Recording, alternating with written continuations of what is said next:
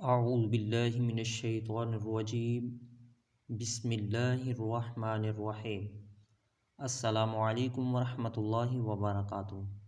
मुअज़्ज़िज़ नाज़रीन, जैसा कि आपको मालूम है कि अल्हम्दुलिल्लाहि रब्बिल आलमीन हमने सबक नंबर 1 का आगाज़ कर लिया है, तो उनके आज मखारिज हम पढ़ने लगे हैं।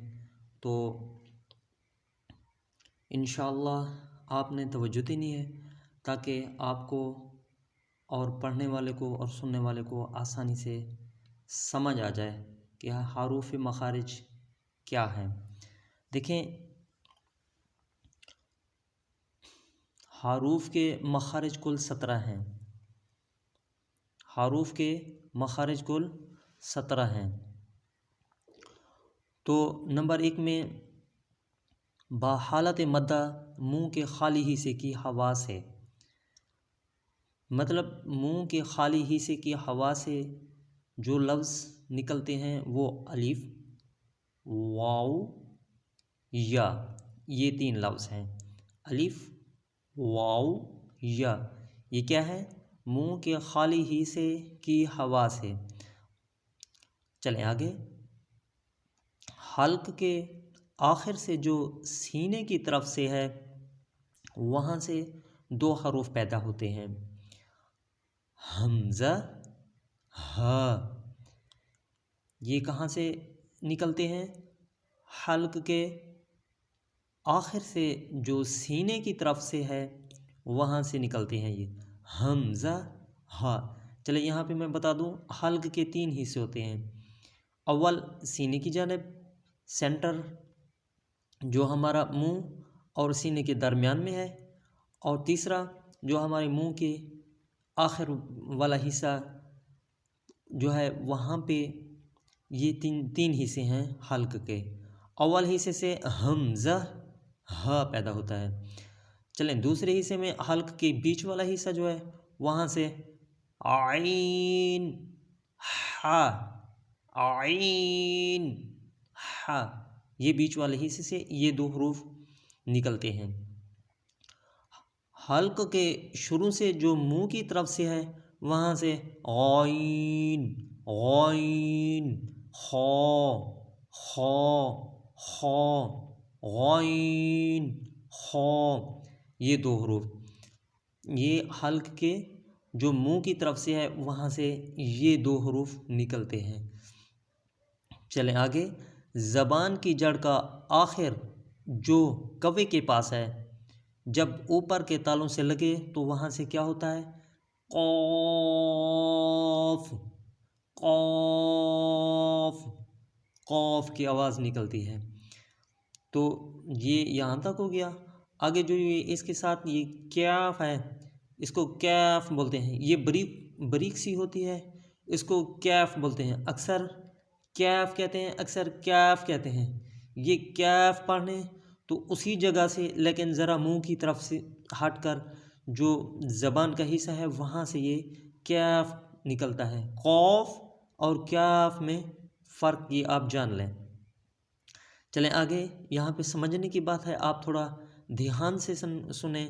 ज़बान का बीच जब तालुओं के बीच से लगे तो वहाँ से जीम, शीन, या, ये 3 हरूफ ज़बान का बीच जब तालुओं के बीच से लगे तो वहाँ से ये 3 हरूफ निकलते हैं। चलें आगे। ओद, समझने की बात है। ज़बान की करवट जब ऊपर के दाढ़ों से लगे, बाएं तरफ से आसान और दाएं तरफ से मुश्किल, ये दोनों तरफ से एकदम निकलना बहुत मुश्किल है, लेकिन वहाँ से ये ओद निकलता है। ना इसमें वाज़े तौर पे ज़ाद हो, ज़ा हो, ना लोद हो, ताकि वहाँ से वो तालुओं की तरफ ना चली जाए। ये ज़बान की करवट जो है ना, वहाँ से ये लफ्ज़ जब तालुओं के पास जाएंगे, ऊपर के दानों से लगेंगे, तो वहाँ से ये ओद इसकी आवाज़ निकलती है। ज़बान की करवट से आखिर से ज़बान के नोक तक के हिस्से से जब वो ऊपर अगले 4 दांतों के मसूड़ों से लगे तो वहाँ से क्या निकलती है? लैम।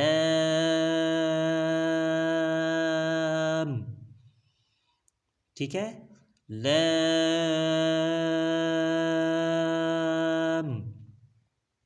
चलें आगे। नून, उन्हीं में से, मतलब ये 4 दांतों के मसूड़ों से वहाँ की बात कर रहे हैं। उन्हीं में से 3 दांतों के मसूड़ों से, यानी अंदर की तरफ से एक कम हो जाता है। मतलब 3 दानों के 3 हिस्सों से जब ये ज़बान हमारी लगेगी तो वहाँ से नून की आवाज़ आएगी। आगे चलते हैं। रॉ, उन्हीं में से, मतलब 4 दांतों के हवाले की बात कर रहा है जो ऊपर से हमने यहाँ पे देखा है, अगले 4 दांतों के मसूड़ों से लगे।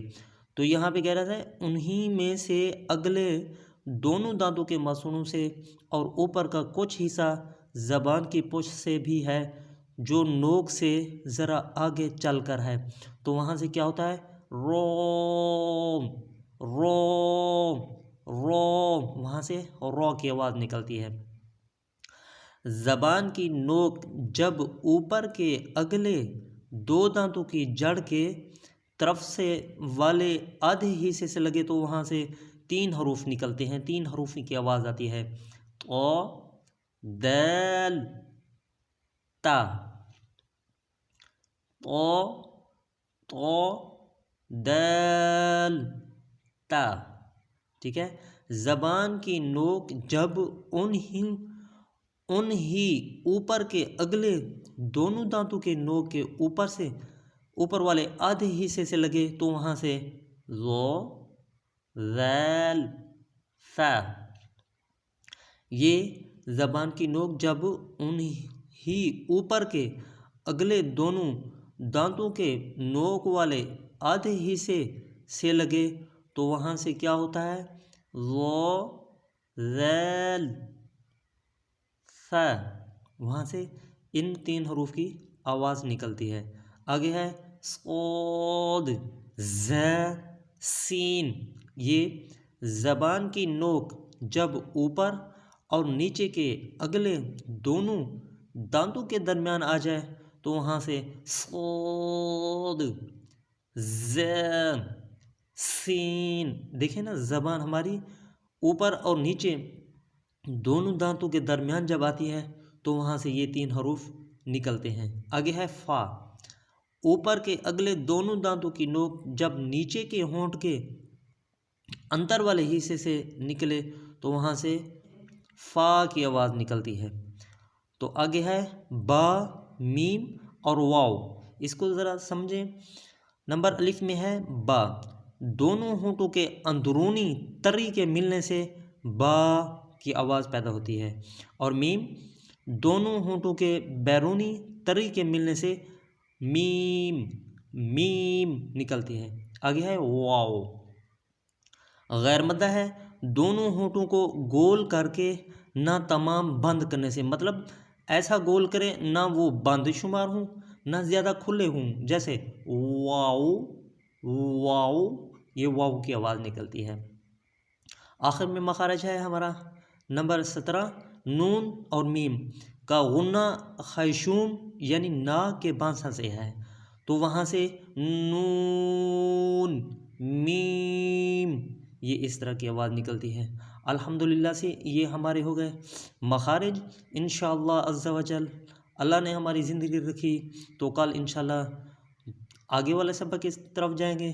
तो आप यहाँ पे तवज्जो दीजिएगा, कोशिश कीजिएगा आप इनको इसी मखारज के हिसाब से तवज्जो से पढ़ें ताकि आपकी अदायगी सही से हरूफात की हो जाए। तो तब तक मिलते हैं अगली वीडियो के लिए। तो आप कोशिश करें ये इस वीडियो को आगे ज़्यादा से ज़्यादा सवाब की नीयत समझकर इसको शेयर करें। अल्लाह ताला हम सब का हामी और नासिर हो। अस्सलामु अलैकुम व रहमतुल्लाहि व बरकातुहू।